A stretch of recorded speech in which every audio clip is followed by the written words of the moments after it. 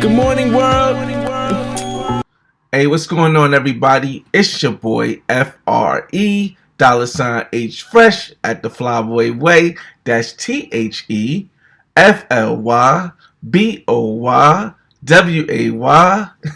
Don't ask why, just check out the channel. And welcome back to the Black Man's Guide to World Travel. This episode is the 2022 footnotes to Playa del Carmen, Mexico. Okay, so as you should already know, the footnotes version to the Black Man's Guide to World Travel is going to be a little bit shorter than the normal version because we've already been to Playa del Carmen, and I'm just giving you a 2022 update.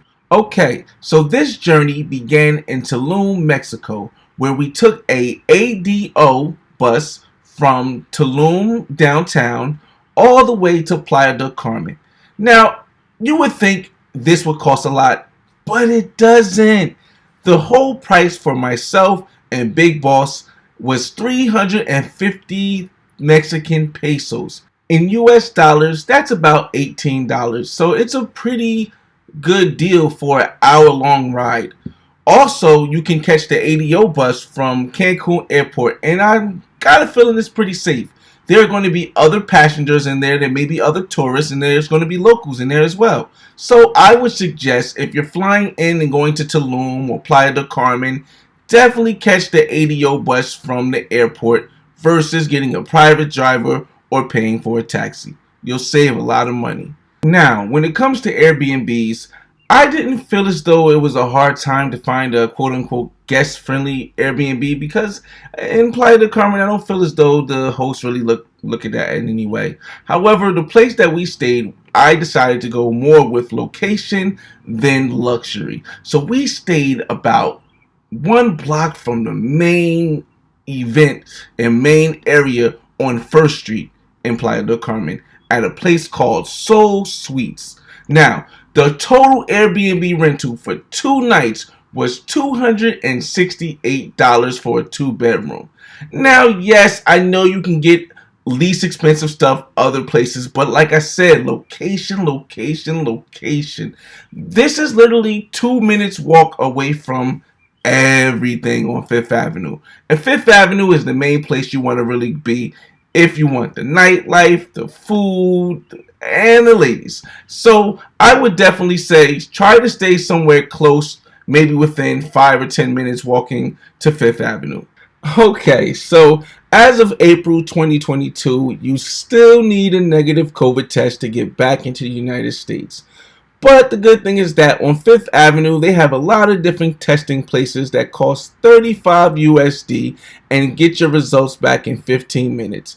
For this test, you only need the rapid test, which is good for the day you take the test and the entire day after you take the test, no matter what time your airplane leaves. Now, when it comes to places to eat, there are a lot of restaurants up and down 5th Avenue. You got Tequila Barrel, you got a couple of other steak restaurants, but the one that stood out the most for me was Rocca's Jamaican Kitchen. And I mean, this food was slamming. I also got the opportunity to meet the actual owner and his wife, and man, it was cool as hell. Now, I will say this though, this place was always packed, and we were lucky enough to get a seat 2 times, although most of the time you should call to get a reservation because you might be waiting like 10 to 15 minutes to get a seat. But it's definitely worth it. I mean, it's really Jamaican food. I've been to Jamaica, and this is Jamaican food to the core. Chicken, fish, rice and peas, cabbage. Oh man, it was slamming. So I definitely suggest if you're going to Playa del Carmen, you gotta definitely hit a Rocca's. Another place that we went was a buffet, and I think this is the only buffet that they had in Playa del Carmen where they had buffet type breakfast, and I don't remember the name of the spot, but I'll leave it in the description and you guys could do more research on that because that's a dope place to go to. Now, let's get into the nightlife because, hey, we were there for the party. We was there for the turn up. We wasn't really trying to do a lot of activities. Yes, you can go on Airbnb experiences. You can go on Travelocity. You can go on a lot of other websites and find the cenotes and find the bike adventures, but nah, we was there to turn up and to get used to the area because it is a good expat place to live. So although we discussed this in the first Black Man's Guide to Quintana Roo, where it included Playa, the main bars that people normally talk about is Tequila Barrel, Bar Loco, and a lot of bars on Fifth Avenue. There's a lot of rooftop bars on Fifth Avenue that's definitely worth going to. But this time, I want to start off with a place that we went to called La Vaquita. La Vaquita means the little cow in English. And the setup for this is just amazing. Like, it's at the end of 10th Street, I believe, and 2 blocks away from Fifth Avenue. And it has 2 other bars that's real big that's next to it. But La Vaquita is dope. I mean, the music they played was awesome. There was a variety of hot hip hop, Latin music, and reggaeton. It was just so much a vibe. And of course, the women outnumbered the men at least 4-1. It was a dope experience, man. And we was in there. We met some nice women. We popped some bottles. And I will say this: the bottles are a little more expensive than other places, but way less expensive than the States. We got 2 bottles of Ciroc, and it ended up being 3,300 Mexican pesos, which is about 150 United States dollars. So, or at the time, it was about 150 United States dollars. So, I mean, that's pretty much a good price for each bottle, $150, especially since Ciroc in the States might go for like $400 a bottle. So, I definitely would suggest going there as well as going to the regular bars. Now, another place we went was also on Fifth Avenue, and it was a rooftop bar. I'm not sure what the name of it was. At nighttime, you don't really look at the names. You just go where the crowd goes. And it was pretty cool. It had about 2 levels. The first level was kind of chill, but most people were on the rooftop, and the music was pretty good. There was a lot of dancing there. The issue with the rooftop bar was that it was packed. And I like a little bit of space when I'm like in a club or something, so you can communicate with the ladies, or so you could just have some breathing space to dance and just bug out with your homies. But the rooftop bars is probably not the best place to go for that, but it's definitely a dope vibe. You can actually see the whole Playa del Carmen, and it was a pretty good experience, and it was free to get in. Another place we went was like a beach party. I think it was at Sound Set or Sound Bar or something like that. I'll put it in the description as well. This one I do remember. But it was a pretty good vibe. It was a lot of hipsters there, a mixed crowd. The music was mostly like EDM. Like, you got to be able to open yourself up to a different vibe if you want to actually get a chance to meet locals or maybe people you wouldn't normally see in like a hip hop club. So it's definitely something that I would suggest doing, just like going to La Chancla. Now, the place we went on the last night in Playa del Carmen was Coco Bongos. Now, when I say they know how to put on a show, I mean, they know how to put on a show. I think this is a must-go-to if you go to Playa del Carmen at least one night.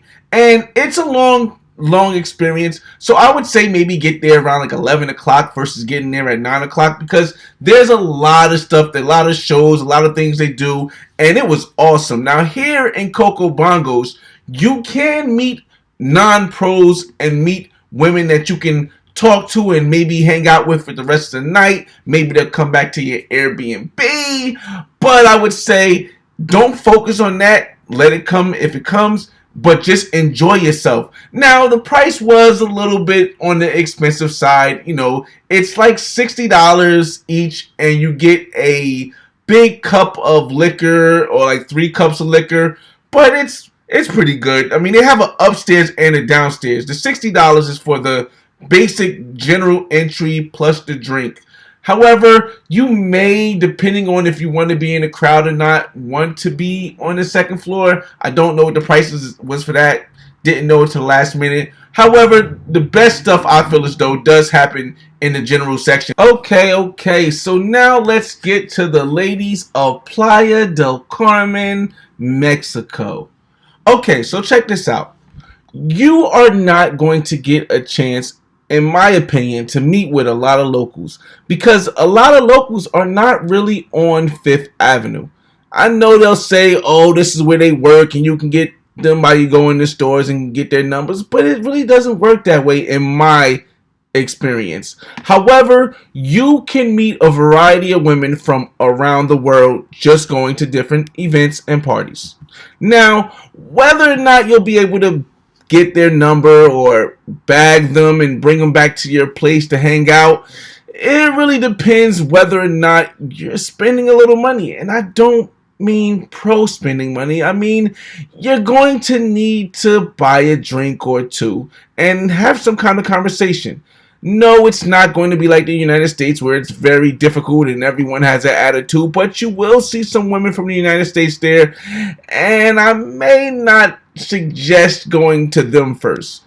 However, you'll see some women from Brazil, you'll see some Venezuelan women, you'll see some Mexican women from other parts of Mexico, and you may have a chance to get to know them and talk to them better. So I would focus on that if you're trying to go the non-pro route. Now, before we get into the pro route, I think I need to start with telling you about massages. Hey yo, what's going on, y'all? It's your boy FRE $H Fresh at the Flyboy Way, all platforms. I know y'all looking like, hey yo, what is Flyboy doing? I know there's another part to these videos. Yes, but unfortunately, I had to put them behind the paywall because my #1 video, The Black Man's Got to Cartagena, was taken off. And you guys know when I like to tell a story, I like to tell a story the way it is. I don't like to hold stuff back that others may find offensive. And unfortunately, we cannot do that anymore on most platforms. So until I create my website, I had to put all of the rest of the guides that you're going to see in the full version behind the membership. Eventually, I will create a website, and it will be free just for the guides. I have about 12 different guides right now, or 15 different guides right now. I don't know, a lot.